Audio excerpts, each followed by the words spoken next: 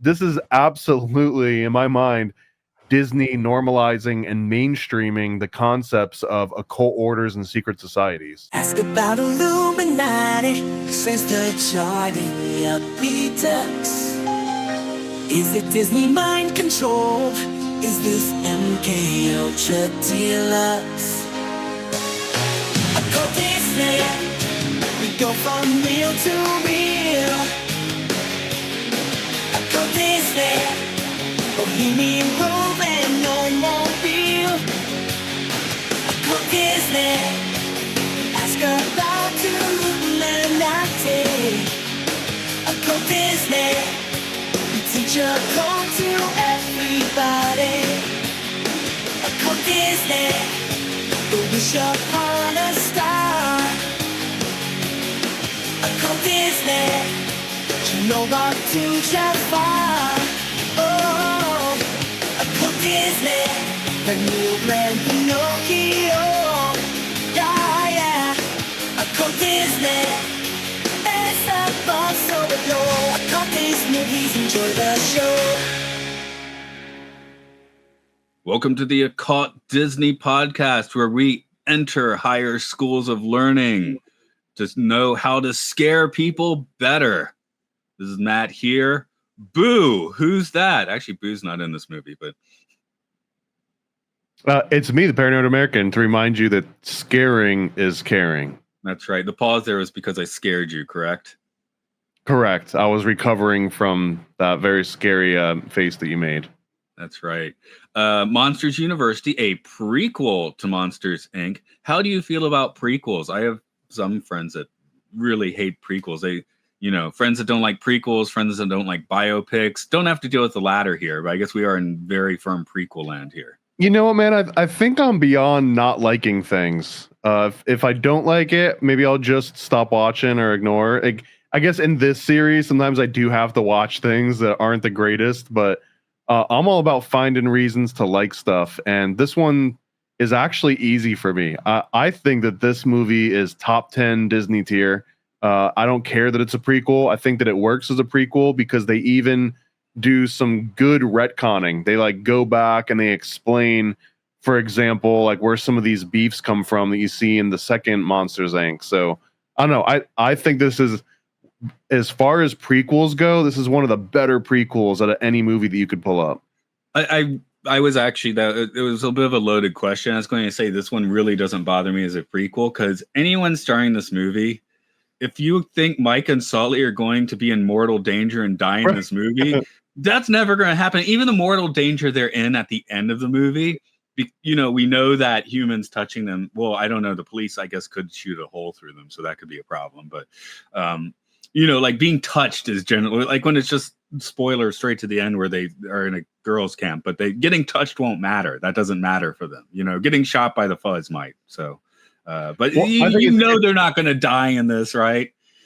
Well, I think the danger is less about them. It's about the entire monster universe, because if humans get through one of these doors, allegedly, which we also know is false, that the whole entire monster world kind of comes crashing down. So it doesn't bother me at all knowing that they have to survive because it's a sequel, or because it's a prequel, because Monsters Inc. comes out and they're fine and they've got jobs and they're scarers, right? And that's the whole premise of this movie. So more than anything, it's kind of like, my best analogy here is this is a sports movie. This is basically Rudy. This is Major League. This is any Angels in the outfield. It's about this underdog. It's a literal team, an underdog team that comes together. And the very end of this movie even takes place on a football field. So they kind of conjure up these underdogs. So when you go and see most of those movies, I know like every once in a while, Hollywood will be like, actually, this is a sports movie where the team full of like cripples loses at the end, right? Just because we're going to do it that way. But usually, that the underdog team that you're watching a movie about is going to win at the end. But that doesn't ruin sports movies usually, right? Yeah. It is a bit of a hybrid movie because you're mentioning like Rudy and stuff. I'm thinking more like Animal House or Revenge of the Nerds.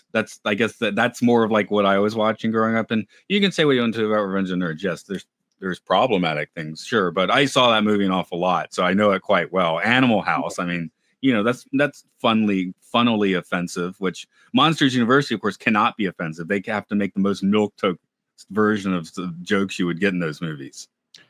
I have to be sacrilege here, but I guess that's what we're here for, is to put out controversial opinions sometimes.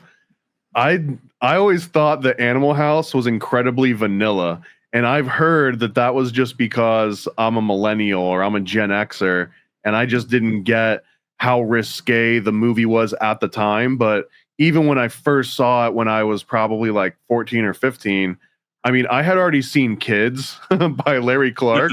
Okay, Gummo, I had seen some things, man. And when I saw Animal House, I was like, did I just see the Mormon version of this movie? Like, where's the one that gets all of these praises and all of these, like, it was so controversial, I guess, for its time.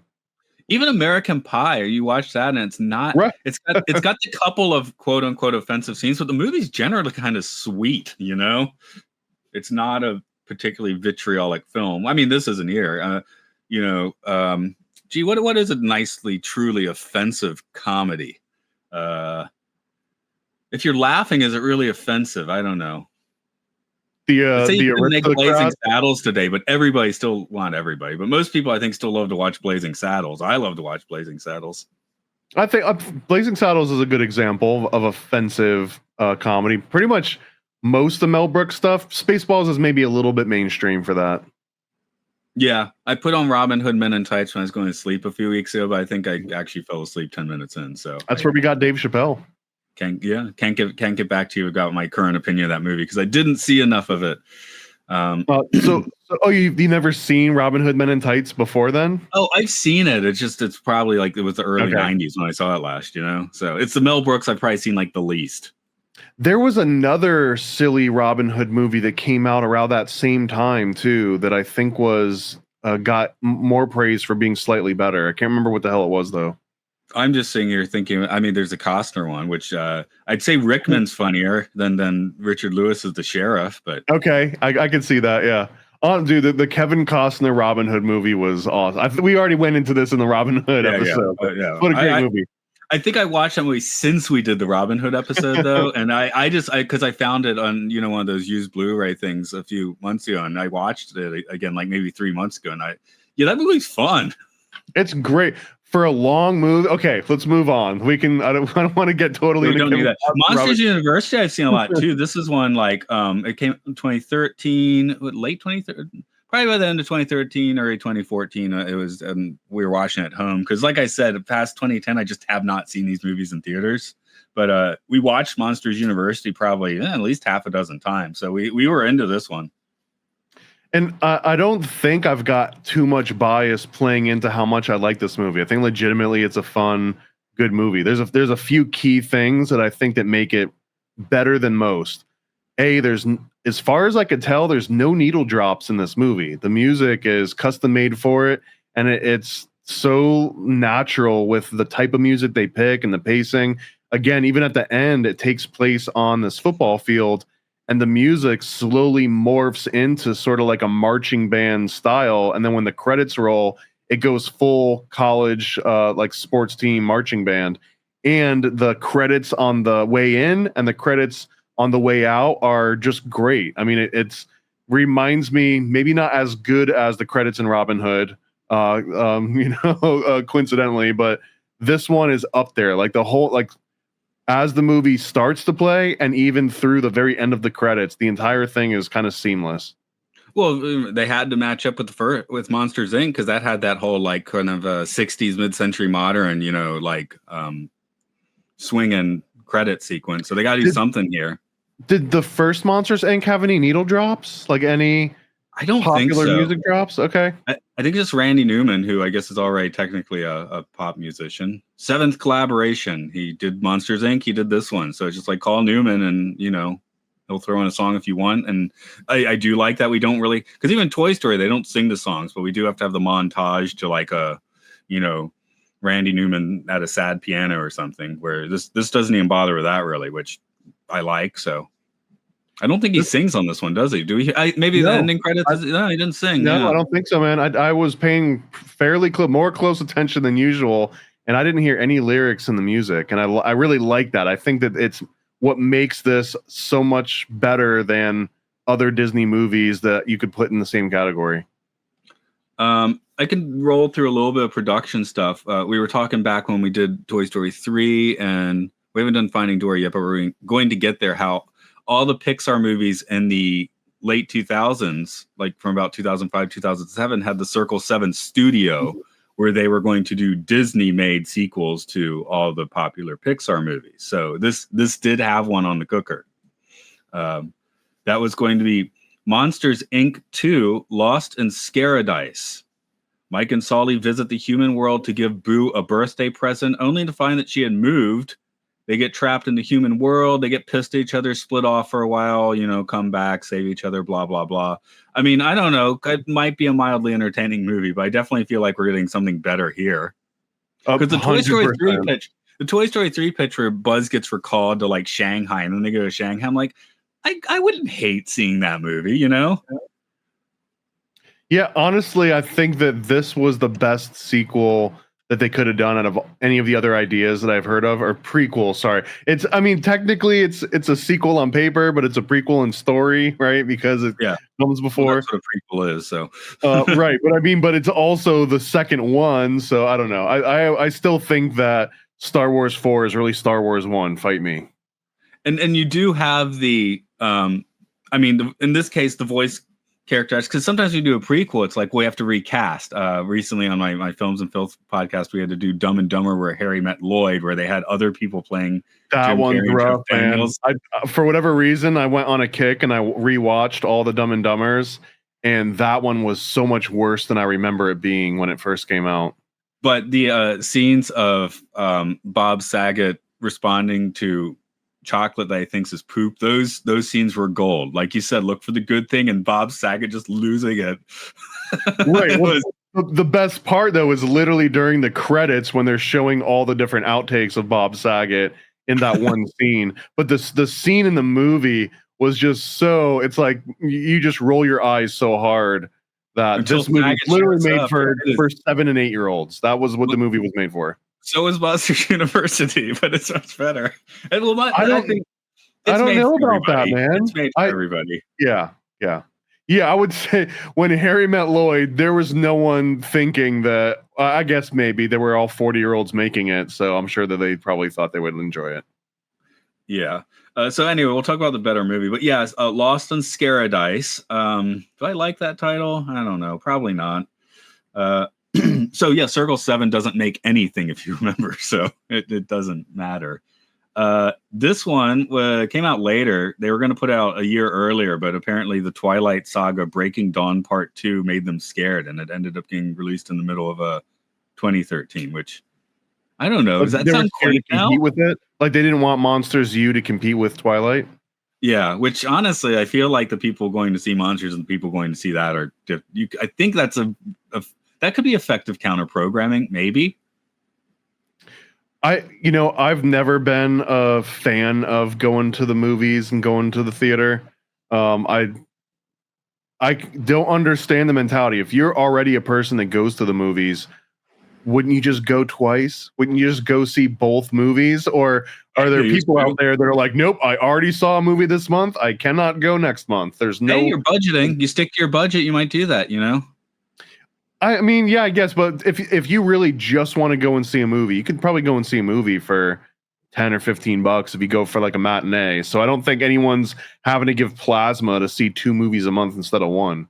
If you got $15 in expendable cash, you probably got $30 in expendable cash. Yeah. No, I would. Yeah, I would go see 2 big releases, but there are movies I did not see when they came out because they got like bad reviewed or just had bad word of mouth, and then I see them years later. I'm like, why did I skip that? That's actually great. So, you're the problem. You ruined movies. I ruined movies. I ruined Monsters University by not going to see it dubbed into Japanese in the movie theater. Well, was this one a successful movie?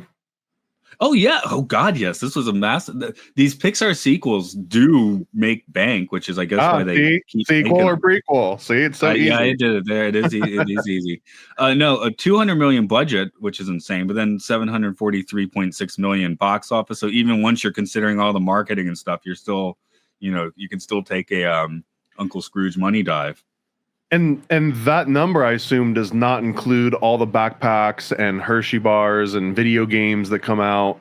And speaking of this is one of the last big Disney projects that I worked on that like has like name appeal. Everything else was you had to know like intricate little Disney stuff because it was for parks. This one I got to work on the video game for Monsters U. This was like a year and a half of my time. So this one, I don't know if anything, it might have made me biased to not like it because when I was working on this, I didn't want to see the movie. Like I didn't really care about seeing it. I saw it, I think, like 4 or 5 years after it had come out, just because I was already inundated with all this Monsters U stuff. I almost felt like kind of like Cars. It almost felt like little kid stuff. And then when I actually get around to watching it, I get like a newfound appreciation for it. Yeah, Uniqlo had the Monsters U stuff. I think I had a T-shirt and I had a hat. So I was wearing goofier clothes when my daughter's like 4 years old because she'd be entertained if this Mike Scully's on. Mike Scully. I just put his name in. Mike. Now I can't. God, I lost his name because I said Scully. Scully. My brain's exploding. Anyway, I had a Monsters University shirt. Scully. Mulder Scully was his name. Mulder Scully was his name. Watching the X-Files. Mike Kowalski. Did I get it? Okay. Just trying to do it because I feel like there's a certain badge of honor to be able to spit out his name because 2-year-olds can do it, so you should be able to do it. That's the funny thing. Yeah, because Boo can say it, but so can other 2-year-olds, And Japanese 2-year-olds can handle his name, which is wild. There's some mind programming for you. What does it sound like? A Japanese child saying Mike Kowalski? It's got an accent on it. Yeah, they're not giving it to you in a perfect American accent. Polish, sure. I believe. It's a Polish name. Yeah, well, it's the driver and Vanishing Point, I think. Kowalski. There's a Primal Scream song called Kowalski. That might be one of the reasons I can remember it so well, because it's the, a infamous 70s film character, which is, that's a cool, I don't know if that's specifically where the name came from, but it's kind of cool if it did. It's he's driving his, insane sports car across the country with the cops chasing him or something, and there's like almost no talking. It's weird new Hollywood moody stuff. Vanishing Point, recommend. Did they name Sully after the pilot because the pilot was able to scare an entire plane full of people? That was after the first Monsters Inc., so no. Okay. But I did get very confused when that movie came out because I had forgotten about the pilot's name, and then there's Tom Hanks, and he's kind of looking... He's a Toy Story voice, and it gets confusing after a while. Yeah. This one's John Goodman, though, right? John Goodman is Sully. Right. That's why I'm saying, yeah, I had to mention a Toy Story. So seeing Tom Hanks standing there looking like a grizzled, not a monster, but looking hairy, and then it says Sully, and then I'm like, what? Huh? Missing that crucial bit of information. That's a kind of a biopic thing going on there, or a real life story at least. Monsters University, not a real life story. Pretty sure about that. Along with the production here too, this one feels like they have fully graduated to using the 3D as not just like a novel medium, but now it's actually an extension of the storytelling. There's very little where I'm picking apart like, oh, that shadow looks weird or that shading looks weird. Like everything I've kind of dialed it into this point where it's no longer a distraction for me, which is a huge hurdle that I have to get over with a lot of these early 3D Disney movies. This is the first one that kind of passes the test. Well, this is the first Pixar film that used global illumination, a new lighting system introduced, blah, blah, blah. Anyway, the whole point is before they would have to manually go in and add shadow textures, where this digitally creates a light source and then just does it. That's why it looks like that. So they did not have to manually and like guess if the shadow looked good there. Apparently in the past, they would just be like, does the shadow look good here? I guess so, leave it in. Here, it's just like, let the computer do it. Yeah. Previously, you would actually have to usually stage specific lights and specific shadows and then just keep adding additional lights until the whole scene looked kind of like universally lit. And sometimes you could just make one huge light, but until they like started advancing the way that the rendering would work, making one huge light in the background just makes like a whole bunch of little lights and sends these little like simulated photons all the way through. So global illumination allows you to make like a sun and let this one central point of light blast everywhere and have like a uniform shading applied to everything.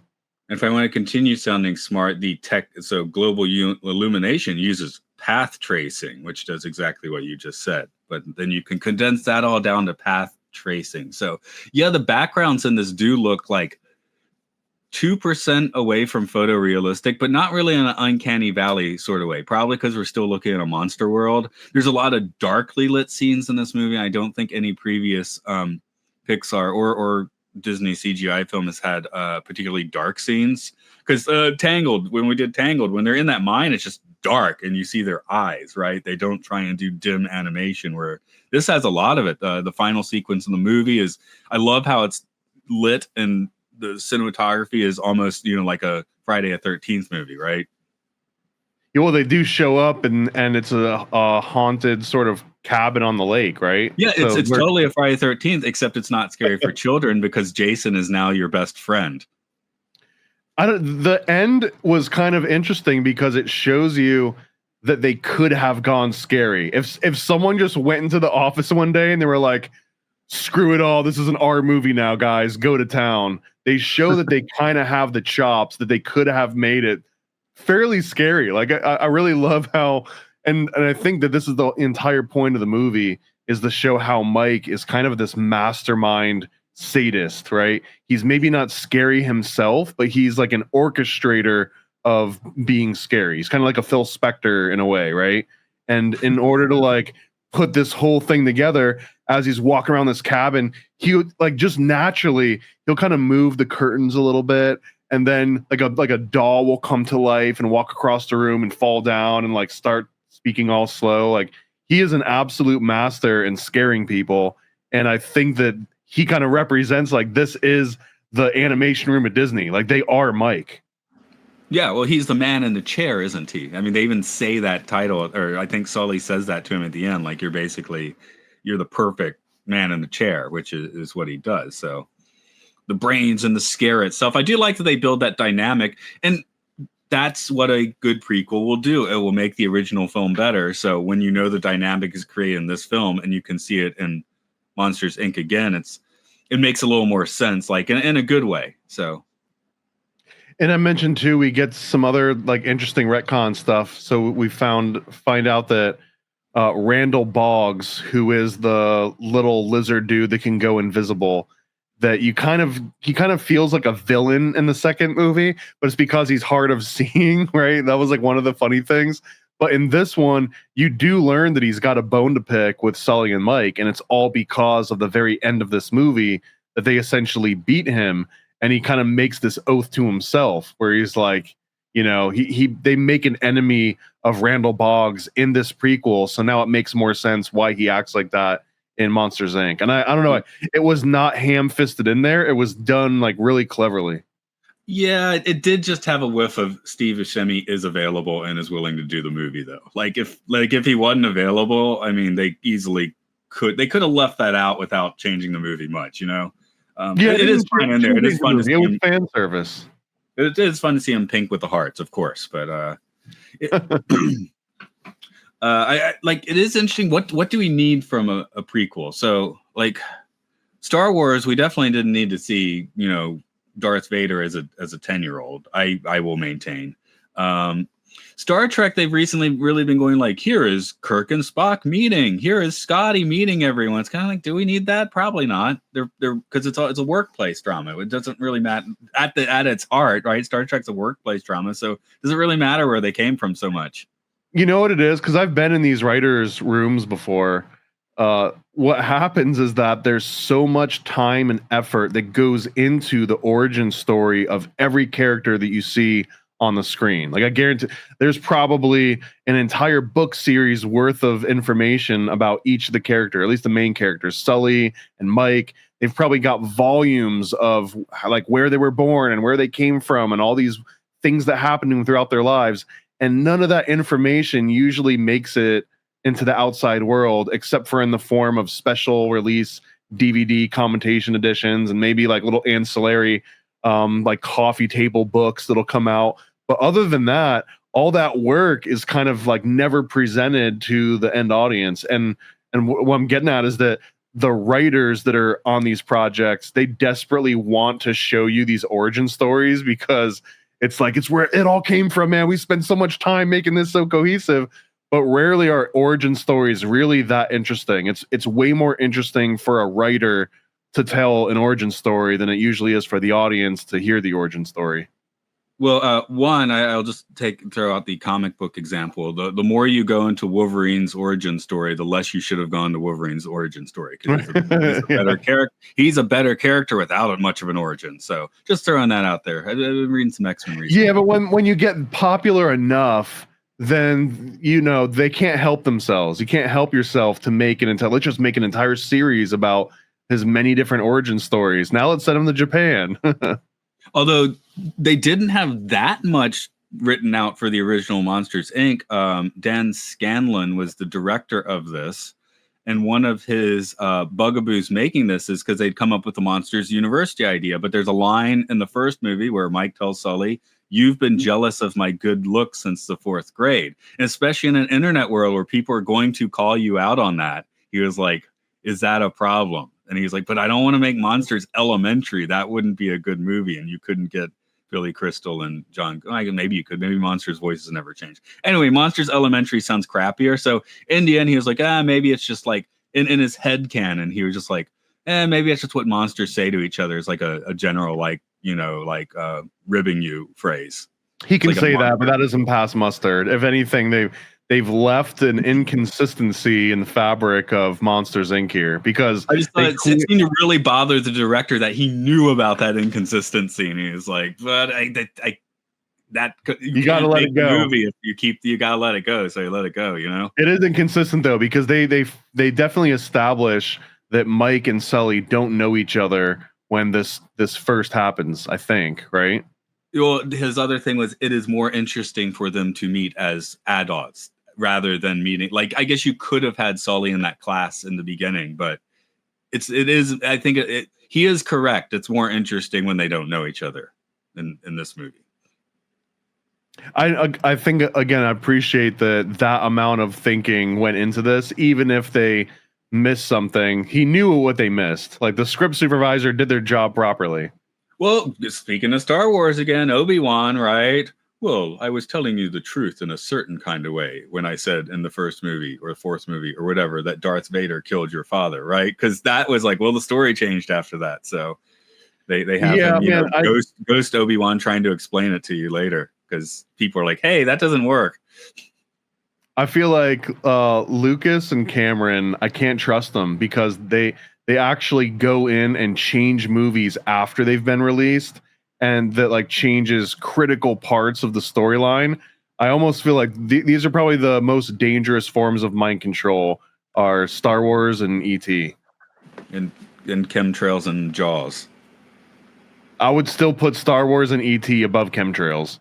Yeah, no, I just responding to the idea that things had been added into DVD releases, so people would see a movie from the 60s or 70s. Oh, they were there back then too. It's fine.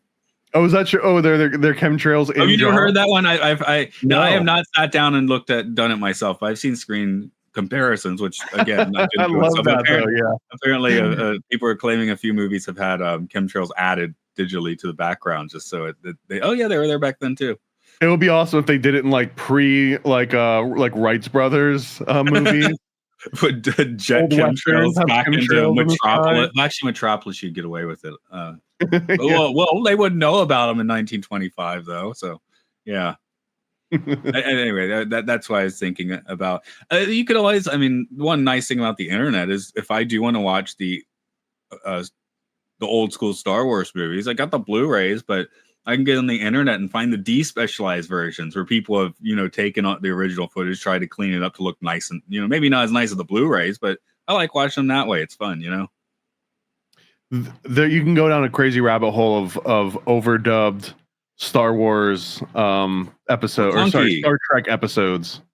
Yeah, McClunky. There we go. That was the last big hit on Star Wars, was it? When Guido now inexplicably shouts McClunky.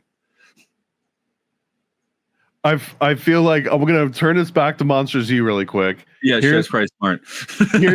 Here's another I think interesting topic is that the first secret society initiation scene that we've seen, I think, was in Nemo. At least the first overt initiation scene. You could make arguments for Fantasia and maybe even for Sword in the Stone and stuff, but in Finding Nemo, they actually initiate him into this like secret club in the middle of the night where they wake him up and they kind of hoodwink him.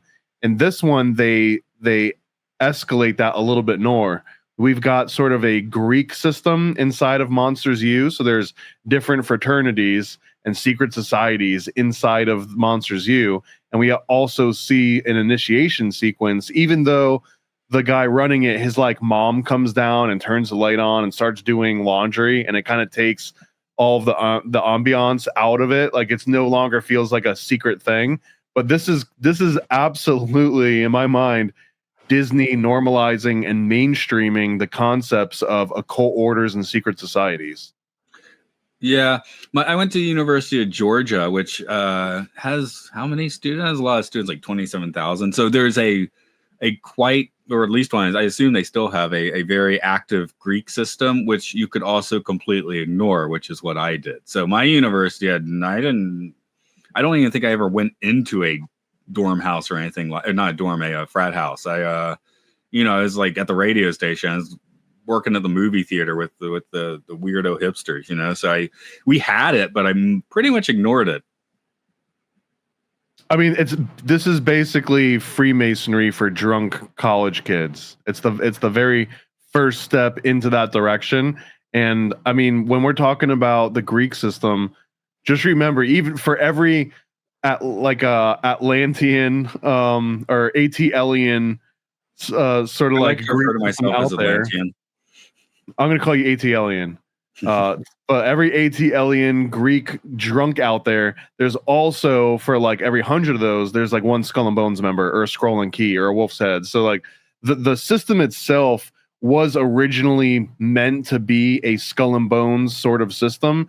It just naturally devolved into crazy frat parties and college kids getting drunk and kicked out for this is just watered down. Like somewhere way back when was trying to spread this system, but at this point it's just like, well, we do this, it's kind of fun. Why do we do it? Because we do it every year, and now we're gonna get drunk. I'm sure plenty of Masonic lodges are just places to get mildly hammered. Well, that's actually when you get into the Shriners, it's one of the jokes. It's like it's drinking Masons, the Shriners. There we go. And then if you want to get real crazy, then you join like the Royal Order of Jesters. What? I was thinking, I said Scientology. I was going crazy in a different direction. No, honestly, I don't think Scientologists have that much fun when you get into the upper levels. That's why I said in another direction. Well, even upper level Shriners or Masons are, obviously you would have to do a little more like proper pomp and circumstance, and as opposed to this basement where the lights get turned on for the laundry, and nobody actually knows what they're doing anyway. You know what? There's absolutely some of that though. Like there's Masonic lodges out there where they're doing an initiation, I guarantee you, and someone just like rips one, or like a phone goes off, or like they get a knock on the door from, like those things definitely happen. It's like the sort of the feel and like the vibe of these esoteric orders, even in early day Freemasonry, if you look, they had catalogs dedicated to sort of like pranks and stuff, like the little electric hand buzzers. They would also have little mechanical goats, so that for someone that's being initiated into Freemasonry, they feel it's this like very somber, very serious thing. And then all of a sudden there's like a goat chasing them around the room. Like it's kind of a self-aware version of it, which I think lends itself well into devolving into drunk fraternities, because like that level that is there, that aspect of it is there, but it's just very well contained. You would say like it's sort of like they know the right amount of moderation in a Masonic lodge to get a little bit crazy, and then the fraternal system that goes to the outside world, there is no like limit on that. So it just go balls to the wall, like fraternal organization. Like all they care about is the fraternal aspect. Yeah, I think I mentioned it way back when. I was in the Boy Scouts and we had the Order of the Arrow, which has sort of the camping trip slash. In that case, it's the frat party slash initiation ceremony. It's camping trip slash whatever initiation ceremony they do. And I don't even remember what was happening. Just walking through the woods late at night, sort of stuff, and people saying stuff. I wanted the sash because then you get the sash of the arrow, and then you could put that on your Boy Scout uniform. That's all I wanted. You could move up in that part of the organization too, and I didn't care about that because I already had the sash for my uniform. So you were just in it for the badges. Yes, for that in particular, yes, I was in that for the badges, or the sash, as I should say. And maybe you got to put a pin or something on your uniform. So yeah, I was in it for the bling, and didn't stick around once I got the bling. There's a lot of that. I think that's a pretty common in game theory. You'd be called a completionist or a collector. Completer. There, I want to be a completer. I want to be a completer. No, I told you I'd been going to Disney. See, now that I finally knocked out every ride and restaurant I wanted to do, I'm like, I don't need to go back for any time in the Are you one of the people that has to get 100% in GTA? No, GTA. I need to get 5 stars of police chasing me with helicopters. Well, that's it. You can get that in 3 seconds. Yeah, that's why the game's fun. That said, you know what? I think I haven't played GTA since like Vice City and San Andreas. Vice City, I think I was trying to push up to as close as I get to 100. Mm-hmm. And San Andreas, I gave up on the flying the model planes level, which if you've played the game, you know what I'm talking about. Yeah, I do. I didn't do that bad. I think I did pretty well in that one. Okay, I gave up there, and that's 60% of the game. So there's a good 40% I did not do of that. So the other part of this too is that, like I was saying, this movie is kind of a sports movie, and the more that I was watching this, the more I want there to be a proper Disney animated sports movie. Like there hasn't been one, right? Like they don't have a baseball or basketball or football like animated theatrical release ever.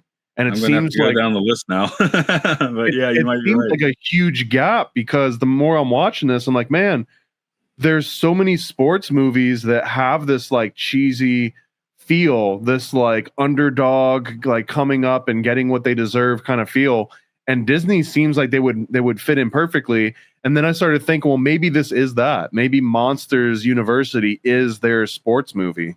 Cars does it some. They have maybe, I don't know, NASCAR. I don't know. I don't know if we can consider it the same. We're doing Planes very soon. I don't wait. Planes says an American animated sports comedy film. So we might be doing that real soon. You're not going to convince me though that Flying a Plane is a sports movie. I'm talking about like basically a football movie.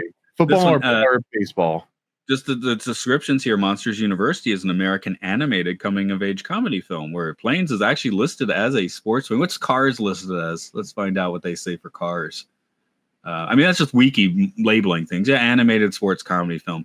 I know what you're saying. You want the team working together. So yeah, I want a locker room scene. I want them to be like 20 points down at halftime, and they thought they were going to get great, and then the star athlete like breaks his knee halfway in, and they have to put in the kid that's been doing like the water the whole time, or like the bench boy, and then they like come back around and Air Bud pops out. Like that movie, it seems that Disney could knock that out of the park. And if they're going after this male audience, I feel like a Disney football animated movie would probably do well. They've really hardcored the live action ones though, because we have Mighty Ducks plus the sequels. Isn't Air Bud Disney? Yeah. So maybe there's like they already know this space, but it's weird that there's not an animated version. And I think the closest thing to it is maybe Space Jam, but Space Jam's not good. Even the remake of Space Jam was worse than the original. Warner Brothers, anyway, isn't it? Yeah, that's right.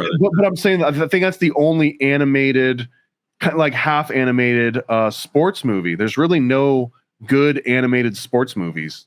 I guess it's because there's so many moving parts. Like again, Cars. You're talking. You want to see a team sports movie, so that knocks out Cars and probably Planes as well, right? You want a team sport movie, which I guess now it's getting to a point where you should be able to animate that.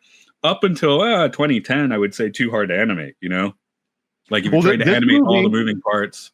This movie, they have plenty of scenes where it's like multiple teams of people running because they're literally playing games the whole time. Yeah, the I want to touch it scene is extremely impressive animation. I think maybe that's what you're talking about, where you were noting the animation. This is a few cuts above, because with that lighting thing, they're able to focus more on the movement of the characters, right? So they can have this dark space and they don't have to think about the lighting at all, and they can put it on these characters. So this might be them, like, this is them figuring out how to do that. I guess no one just had the idea of let's specifically do a team sport movie. But before this, I would say it's probably not, because Nemo has all the things moving, but they're generally moving together, right? So you just take one fish, where if you have a football game, everything does have to be animated differently. Yeah, they each have to have their own gait and movement, and like, each player on the team has to serve a different role, so you can't just kind of reuse the exact same animations between them all. So I mean, they're capable. We know that Disney is capable. They'd be willing to underpay as many people as it takes to get it done, and they'd be able to print money if they did it correctly. I mean, if they could just undo Snow White and undo the Pinocchio with Tom Hanks and undo a few of these others, you've got a solid football movie right there and the marketing budget behind it. So I don't know, just free advice for all the Disney execs listening. Let's look ahead. What's coming up in the future? Yeah, I am seeing it. Now that you're saying it, I'm like, yeah, a team sport movie not existing is relatively bizarre. Was Cool Runnings Disney? Yeah. No, they another did great team sport movie.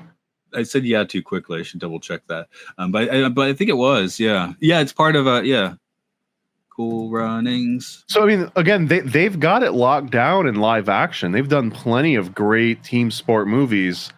So it is incredibly odd that we haven't seen a direct port of team sport movies make it into their animated sequence.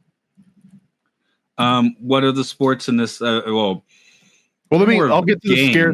They got scare games, but let me do a quick summary of the movie just so I can get myself back on track too. So it starts out with Mike in like elementary school essentially, and he's a pick-me, and no one wants to basically pick him for anything, and he gets paired up with the teacher constantly, and this kind of etches into him as he goes, and he decides he wants to be a scarer as a kid. And I think a scarer, even in Monsters Inc., which is technically the sequel to this, but even in that one, they do portray the scarers like they are the Olympic basketball team or something. Like they're these MVP sports stars / celebrities. They all have like crazy nicknames and stuff. So he wants to be this like sports star celebrity growing up. And in order to do that, you have to go to Monsters U. So he goes to Monsters U and he meets up Sully there. And that basically turns into a Revenge of the Nerds sequence where none of them are getting picked for any of the cool fraternities. They all have to join this kind of like weak fraternity.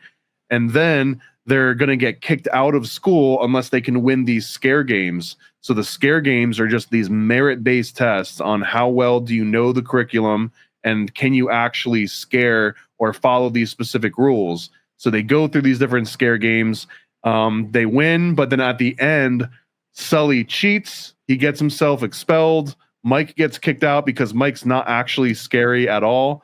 Although they break into the door room. They sneak into this Friday the 13th style cabin. Mike tries to scare this cabin full of girls, and they all just like think he's cute and like adorable, and they like mock him and make fun of him. So then Sully has to come in. Mike then changes the ambiance. He turns it into like a haunted mansion, and then he gets Sully to scare them, and he scares them so much. He scares adults and he scares police, and it fills up every single scream tank that they've got in the room, and they all like explode. So it's like this huge deal that the two of them working together were able to generate so much fear and so much adrenochrome from these children that it kind of changed the way that I think Monsters Inc. would operate going forward. Although we don't really see that. So there's an inconsistency I'll get into in a second. So the most important part, and I guess at the end, since they get expelled, it's like, well, how the hell do they get into Monsters Inc.? They kind of fix that within the last 5 minutes of the movie, where they get hired as mailroom, and then they get promoted to like janitors, and then like to the cafeteria ladies, and then eventually they get promoted to be scarers. So there's your full like continuity.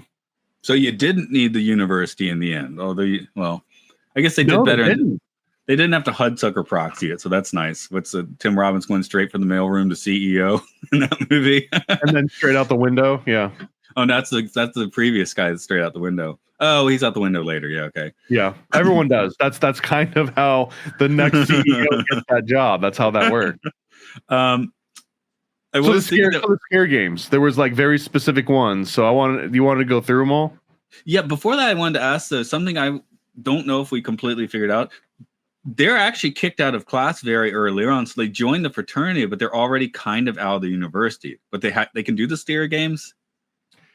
Yeah, well, so they get kicked out, but then publicly they get into a spat with the dean. Mike gets into a spat with the dean in front of all the other students and basically makes a bet with her. And the bet is that if they can win these scare games, then they have to be allowed back into school. And she basically agrees to it. At that moment when Mike makes that, he's not even really part of a team or fraternity yet. They haven't all come together to be like an official team until Sully at the last second speaks up and says that he'll be like their fifth man. So up until he decides to join, Mike isn't actually part of a fraternity. So he's kind of using the premise of joining a fraternity as a vehicle to him staying in Monsters U.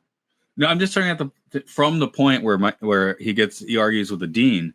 I feel like they actually are not taking classes because near the end, after the scare games, the one professor is like, "I'm looking forward to seeing you back in class." So it seems they've just been screwing around the whole time.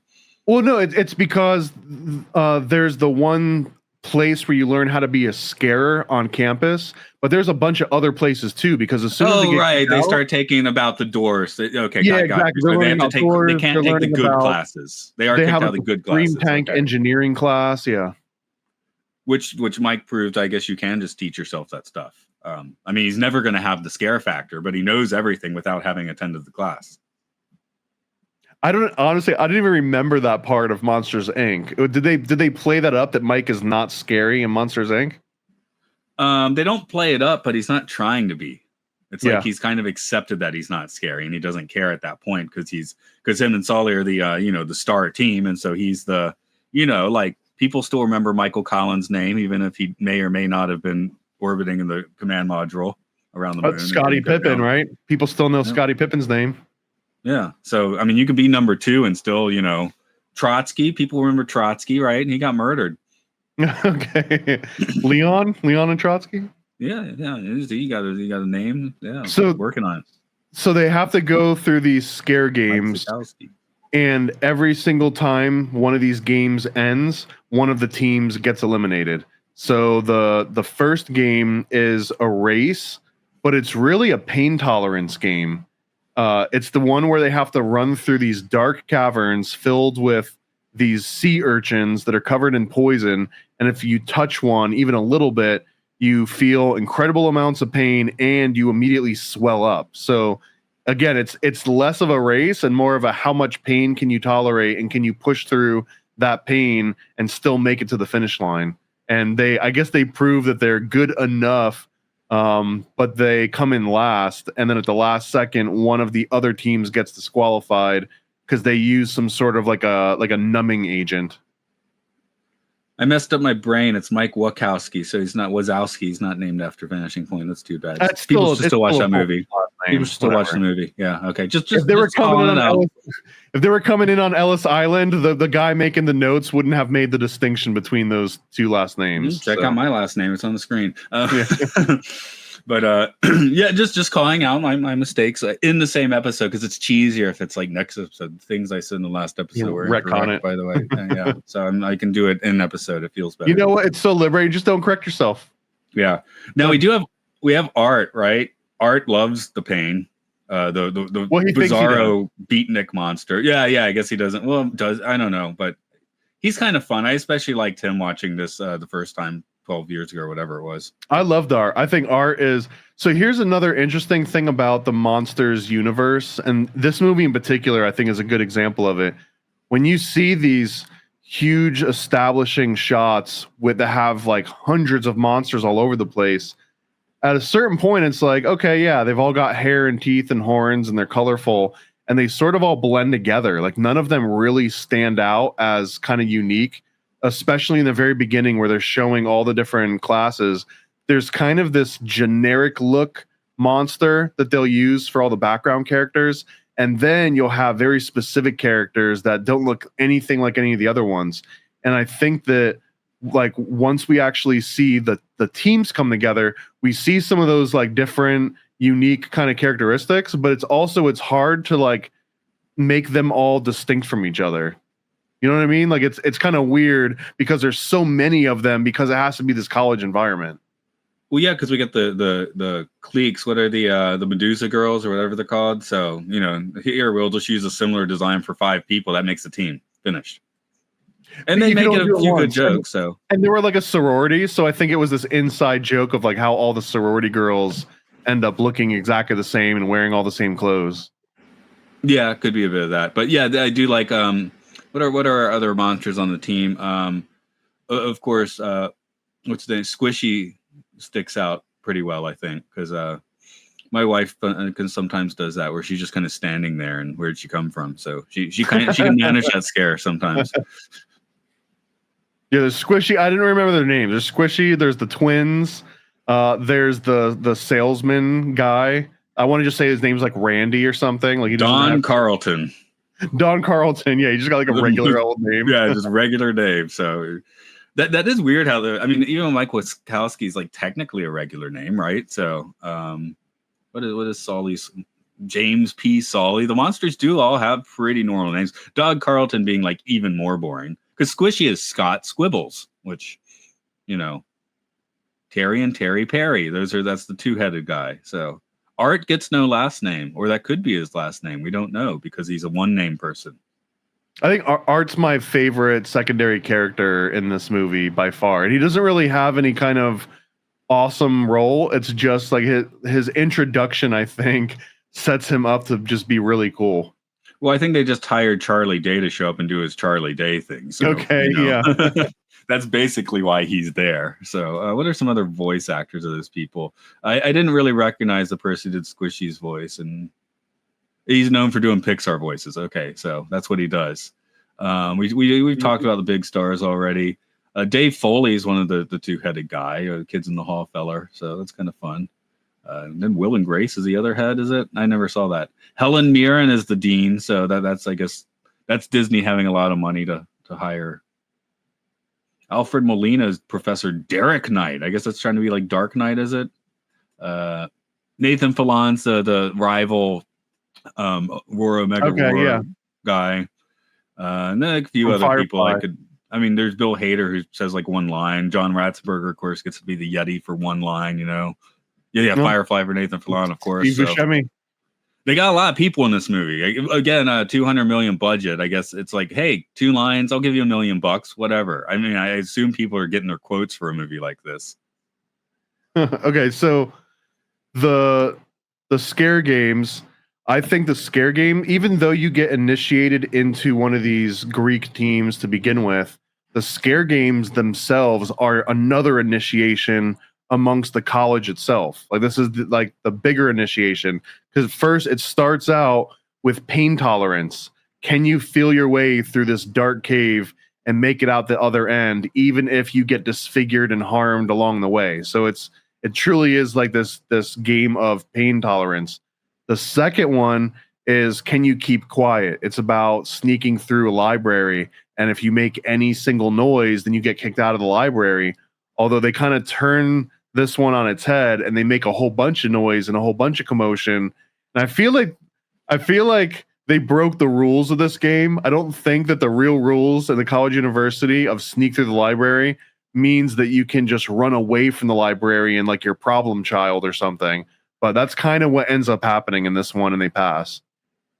Yeah, well, they didn't get thrown out of the library. I guess that is the rule. So, maybe next year they'll be a little more specific with the rules so that doesn't happen again. It's like the Homer Simpson thing, like they put that rule there because of me. Yeah, okay. But I believe that the game was called Sneak Through the Library. It wasn't Don't Get Caught by the Librarian. Maybe I'm wrong about that, but I think it was, and they didn't really sneak at a certain point. The after the sneak one, they kind of prove themselves. So they get invited to this frat party by Roar Omega Roar, which is kind of like Phi Beta Kappa or like Skull and Bones essentially. So they get invited to this party and they get carried, right? They get invited up onto the main stage and everyone's praising them. And then someone dumps buckets of, in this case, not blood. Yeah. Well, like it would have been buckets of blood if it were Carrie, but in this one, it's like buckets of colorful paint. And this one was interesting though, because now it's like all these colorful, and they throw stuffed animals at them to kind of add a little bit of humiliation ritual on top of it. But it was like, if you just rewind the movie about 10 minutes, one of those establishing shots of the college, they're all bright and colorful and are like pink and purple and like yellow, right? So it was weird that was going to be this thing that embarrassed them, but all the freaking monsters are already colorful. It was just the lighting that made it look dark. Then it goes straight to the front page of the newspaper, which seems vindictive. I guess that's the press. Well, the school newspaper, so they were in on it. The third game is basically like a police firing practice range where you have to like shoot the bad guy and don't shoot the good guy. It's kind of like an FBI hostage crisis simulator. You can't scare teenagers. That did have me thinking, like with that's one of the few times here I was thinking a little Disney proxy here. They being like, oh, we have to scare the little ones. Teenagers are beyond our reach or something. Oh, 100%. Yeah. I think we've deduced that the sweet age to harvest fear from children is like 8 to 9 or 10. It's basically Ava age. But then when they get the at the end, when they do get the fear response from the adults too, when they get a real fear response from the police, that blows up all the canisters in the room, you know?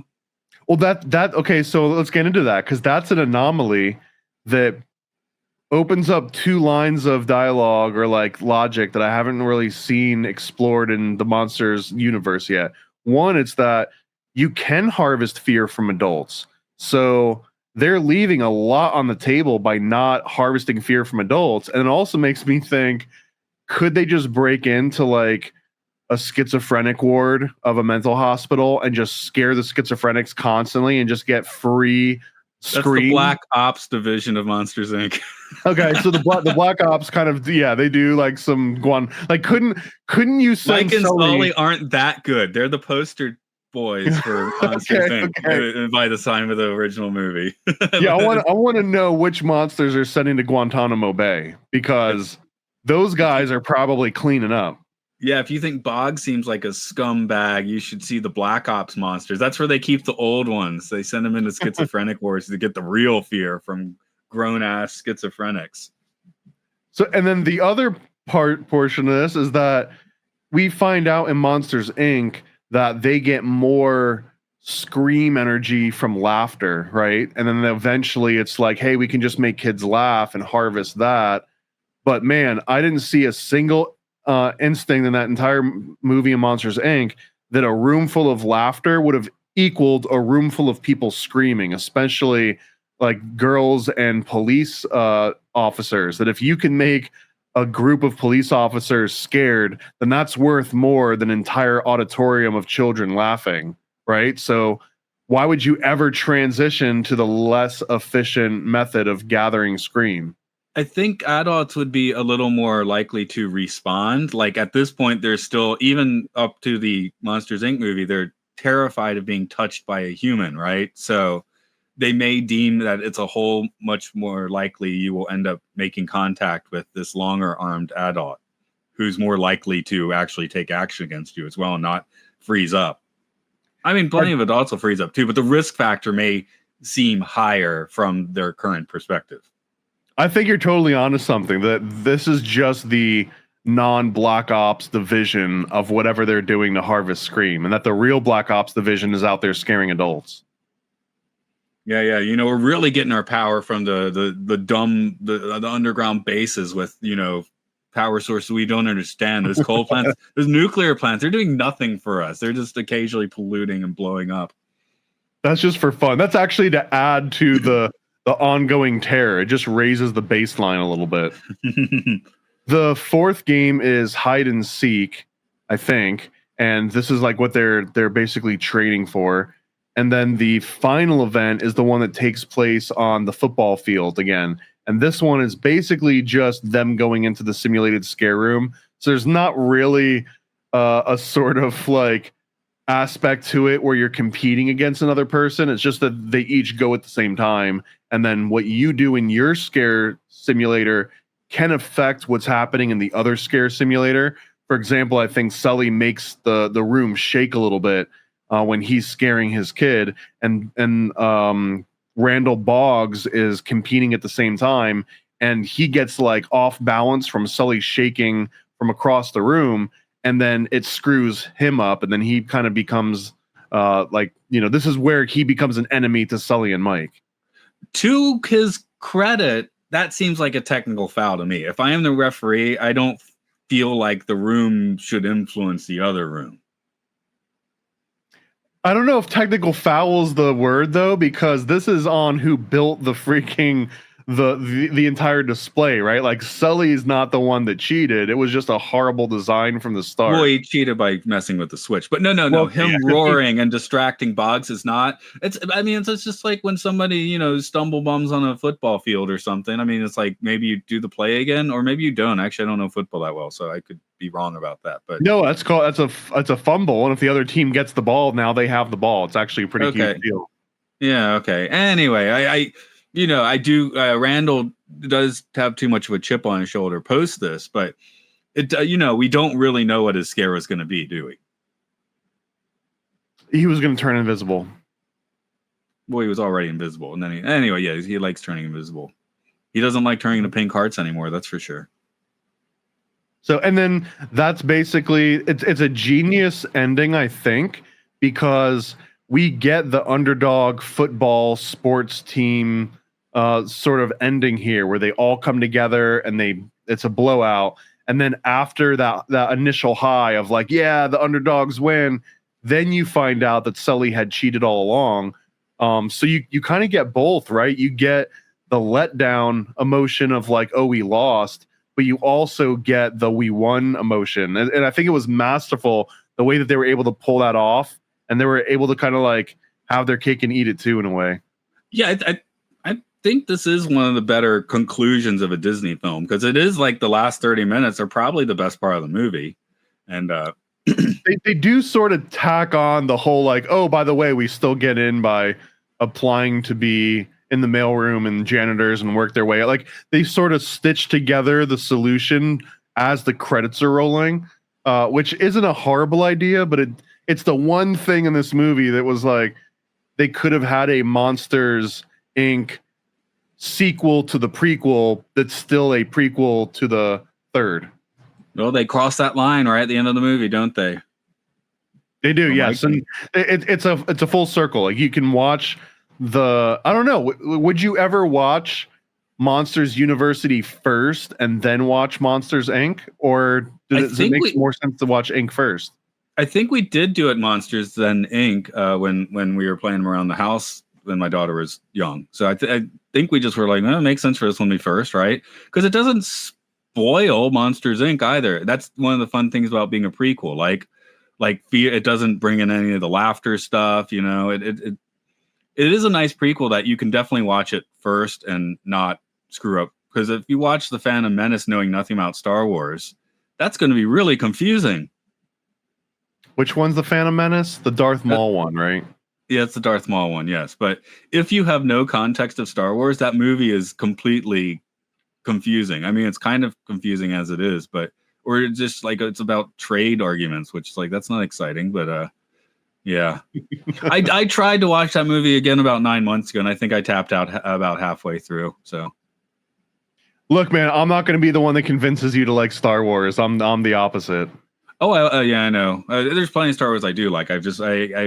I keep trying to warm up to the first two, and I cannot. The first two prequels. See, it's hard to say it, isn't it? Anyway, Monsters University is the first one. I think works perfectly well. The only problem is you'll notice a drop in animation quality when you watch Monsters Inc. second. Right. Right.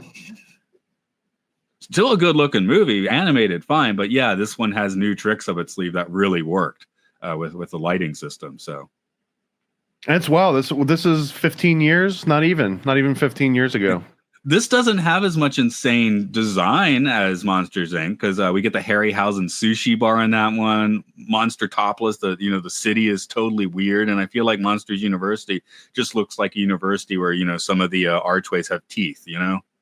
It's a little Harry Potter-esque too. So I feel like there's kind of like a fun, like all of the classes that they take are sort of like fun classes compared to what we would actually have to go to. Yeah.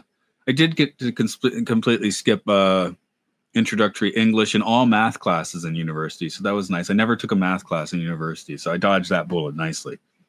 But I'm not very good at math. I had to. Yeah, I had to retake a bunch of math. It wasn't fun. I didn't get credits, but I did well enough on the test. Like, okay, we were not giving you credits for the class, but you don't have to take the class. I was like, good enough. Yeah, there was a couple classes in college where if you were always allowed to take a test like the very first week or the first day, and if you got high enough on that test, you just didn't have to go to that class, but you didn't get credits. It just meant like you got an extra, I guess that's what I did then. Yeah, hours every day. Yeah. Well, then you could take something else anyway. But all the classes at Monsters University are fun. Why would we want to show anyone taking a class that's like a slog? Monster macroeconomics doesn't sound like I want to see it. No, this one is good. I would stand by this being a top 10, at least Disney theatrical animated movie for sure. Would you put this above Monsters Inc.? I don't know. I think I would. I'm seeing here one and not quite sure what my answer is, to be honest.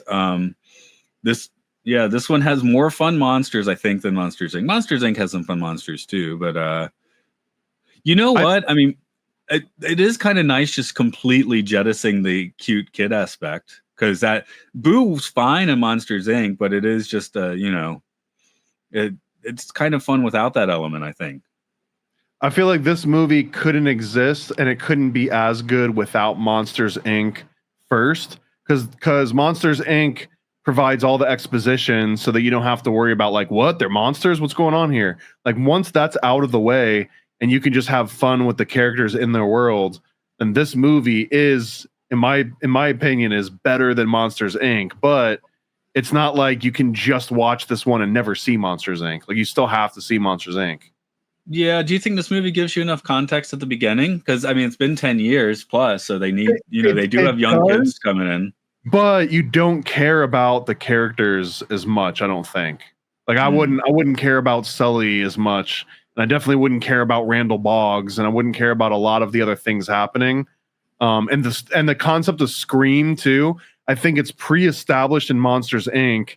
how pivotal Scream is, and why they're collecting it, and why they're harvesting it, and why they're getting it this way. And this movie, that's sort of already assumed. They don't really explain that, oh, by the way, Scream powers the city and then it's this finite resource.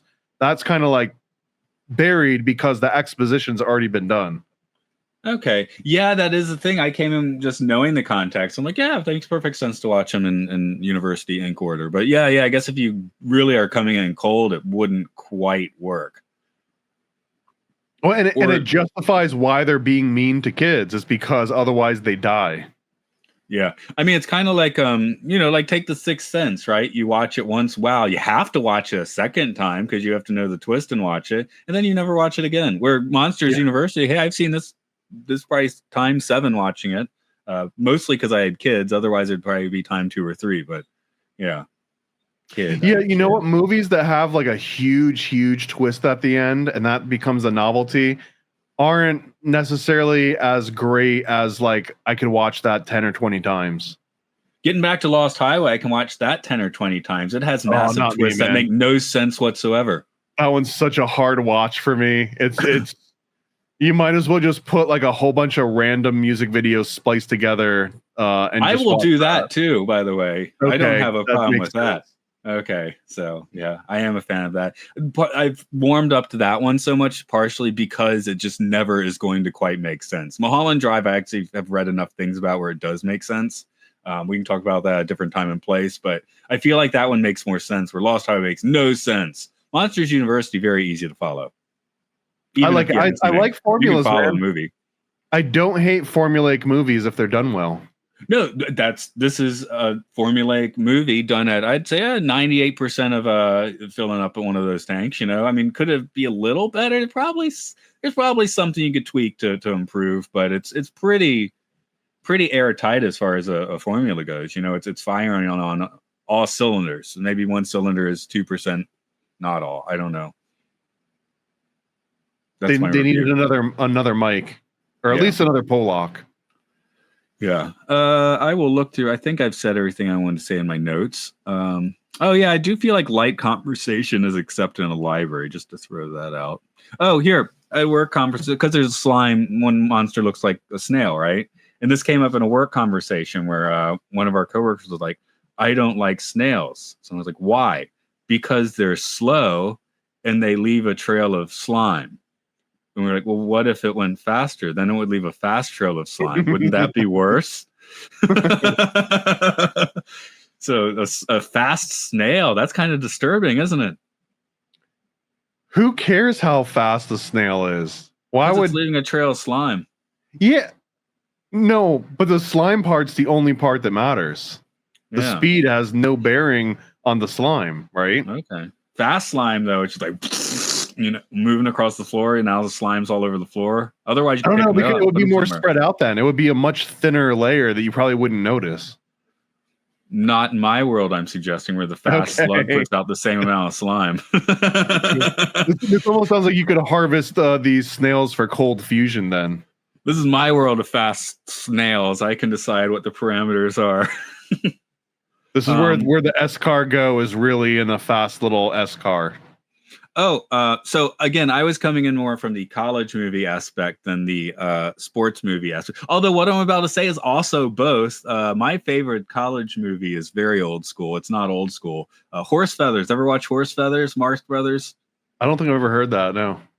Great movie. Marx Brothers. What are you, like my great-great-grandpa? Yes, I am. For the Marx Brothers, I will be your great-great-grandpa. Especially for those five. I haven't seen Horse Feathers. That's great. Where it's Groucho Marx is the new dean of the university, and his son is Zeppo, who you barely notice in the movie because he doesn't do anything, both in terms of the movie and in terms of being a Marx brother. So it's funny. I mean, it's well written. The jokes still kind of hit, and it's got weird old timey crap. But yeah, that ends with bets and them gate crashing a football game. I think they end up riding a Roman chariot through the football game to make the final touchdown or something. All right, if we're doing college movies, I do think Old School's probably my favorite. Like, that's my Animal House. Although there's a really close second with Back to School with Rodney Dangerfield, but that one came out a little bit early for me to like fully appreciate it. You've never seen Back to School? I've seen it like on cable. Like I remember, I think when I saw it, I was probably like 12, and you got to be a little older, not because Rodney Dangerfield is obscene, but because you just can't get Rodney Dangerfield unless you're, I don't know, like 15 at least. Probably maybe a little bit older. You have to be old enough to the closer you get to 60, the more you'll get Rodney Dangerfield. He hasn't reached maximum potential yet. So I need to watch Back to School again, I guess. Old School, by the way, I almost felt bad when I said, oh, my old school favorite. Oh, maybe it is Old School. I was like, nah, I wrote it in the notes. Old School is absolutely one of the best college movies ever. Even if it's like mainstream by now, I think it is. It was phenomenal when it came out. That was the one that put Luke Wilson on the maybe Luke can be as cool as Owen, trajectory, I guess. Because I remember in the first few years, I went to. He was in Idiocracy first, no? Didn't Idiocracy come out? They were about a year apart. Also, Idiocracy was like not released, if you remember. That didn't pick up until it came on. Like it literally played in like a theater in LA, and then it was like thrown on the video. And fortunate enough, people grabbed it. They're like, "Hey, wait, this is good." Which it is.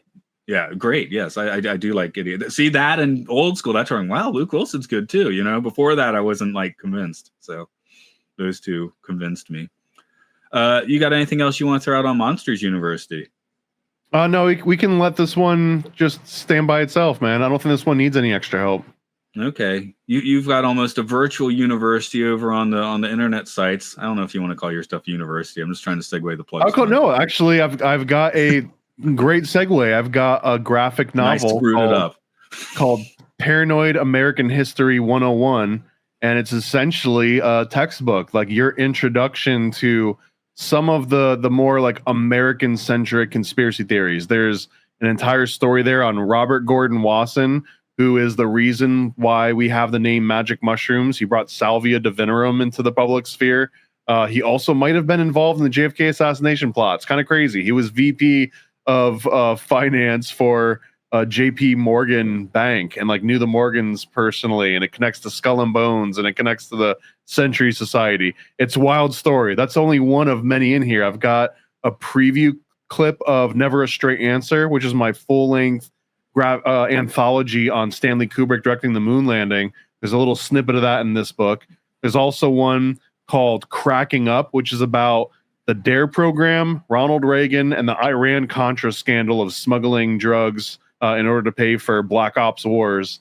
There's one about War of the Worlds being planned by the Rockefeller Foundation and getting Orson Welles to basically run a psyop on the rest of the country. Oh, you gotta do the Ice Cube one. there's one, we're gonna have to. There's also a story in there about Charles Lindbergh killing his own son because he was a eugenicist. All right. Over here, I do podcasting at podcastio.org. The most dry and academic we get for that. Well, it's not dry and academic. We're just talking about crusty old TV shows. Podcast 1999, we did Space 1999 and the Planet of the Apes movies and live action TV show. In a month or two, we'll start doing the animated one from the 70s. Over at In Prison and the Prisoner, the Severance podcast. We did The Prisoner, the 60s. You didn't dig it, but it's colorful. Some people dig it. And now we're doing Severance, man. We're doing Severance for some new school stuff. Everyone likes Severance. They almost gave it Emmys, I think. So yeah, you can do that. We're talking. I might be an outlier on that one too, man. You can be an outlier if you want. So that's Outliers. You'll yeah, old crusty TV shows. Okay, here's your diploma. You are now a monster. Ready for a cosmic conspiracy about Stanley Kubrick, moon landings, and the CIA? Go visit nasacomic.com. nasacomic.com, CIA's biggest con. Stanley Kubrick put us on, that's why we're singing this song. I'm nasacomic.com. Go visit nasacomic.com. Go visit nasacomic.com.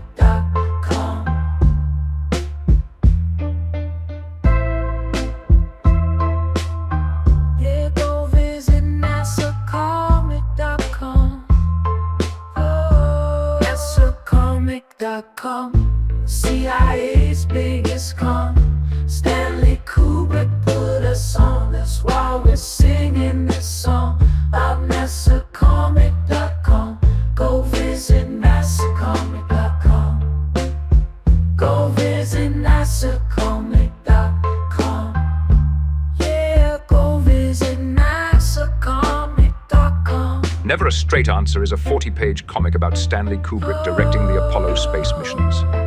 Yeah, go visit nasacomic.com. This is the perfect read for comic, Kubrick, or conspiracy fans of all ages. For more details, visit nasacomic.com. Paranoid. Yo. I scribble my life away, driven to write the page. Will it enlighten your brain? Give you the flight, my plane, paper the highs ablaze. Somewhat of an amazing feel when it's real to real. You will engage it. Your favorite, of course, the Lord of an arrangement. I gave you the proper results to hit the pavement. If they get emotional, hey, maybe your language, a game, how they playing it well without Lakers. Evade them, whatever the cost, they are the shapeshift. Snakes get decapitated, met is the apex. Execution of flame you out, nuclear bomb distributed at war, rather gruesome for eyes to see. Max them out, then I light my trees. Blow it off in the face, you're despising me for what though? Calculated and rather cutthroat. Paranoid American must be all the blunt smoke for real. Lord, give me a day away, vacate. They wait around to hate whatever they say. Matters not in the least bit. We get heavy rotate when a beat hits, so thank us, you're welcome. Fuck the niggas for real, you're welcome.